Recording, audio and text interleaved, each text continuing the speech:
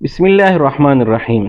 ناظرین، انسانی تعلقات کی بنیاد محبت، خلوص اور اصرار پر ہوتی ہے، لیکن جب کوئی شخص صرف اپنے مفادات کو ترجیح دیتا ہے تو وہ تعلقات کی حقیقی خوشبو سے محروم رہ جاتا ہے۔ مفاد پرستی ایک ایسا قید خانہ ہے جو بظاہر آزادی کا احساس دلاتا ہے، مگر در حقیقت انسان کو تنہائی اور بے سکونی کے اندھیروں میں دھکیل دیتا ہے۔ ایسا شخص دوسروں سے تعلق تو رکھتا ہے، مگر صرف اس وقت تک جب تک اسے فائدہ پہنچ رہا ہو۔ جیسے ہی اس کے مفادات پورے ہو جاتے ہیں، وہ ان رشتوں سے کنارہ کش ہو جاتا ہے۔ حالانکہ حقیقی تعلق وہی ہوتا ہے جو خلوص اور بے غرضی پر مبنی ہو، جہاں محبت کا رشتہ نفع و نقصان کی بنیاد پر نہ ہو، بلکہ ایک دوسرے کے لیے خالص خیر خواہی کا جذبہ موجود ہو۔ مفاد پرستی نہ صرف تعلقات کو نقصان پہنچاتی ہے بلکہ انسان کے کردار کو بھی متاثر کرتی ہے۔ ایسا شخص وقت کے ساتھ دوسروں کے دلوں سے اتر جاتا ہے اور لوگوں کا اعتماد کھو بیٹھتا ہے۔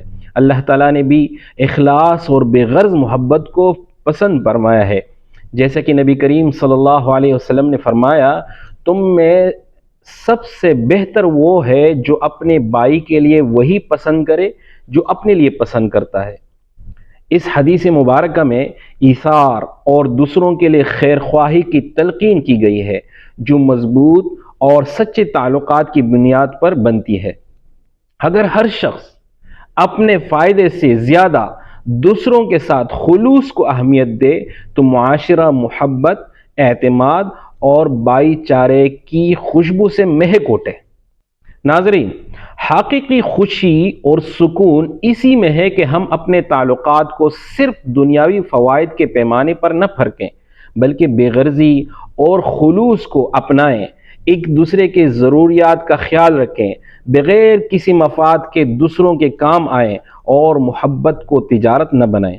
جو لوگ بے لوث محبت کرتے ہیں وہی در حقیقت خوش نصیب ہوتے ہیں، کیونکہ ان کے رشتے وقت کے ساتھ مضبوط ہوتے ہیں اور وہ لوگوں کے دلوں میں اپنی جگہ بنا لیتے ہیں۔ لہٰذا اگر ہم چاہتے ہیں کہ ہمارے تعلقات میں برکت ہو تو ہمیں خود غرضی کی زنجیروں کو توڑ کر خلوص اور ایثار کی خوشبو کو اپنانا ہوگا، کیونکہ مفاد کا قیدی تعلق کی خوشبو سے محروم رہتا ہے۔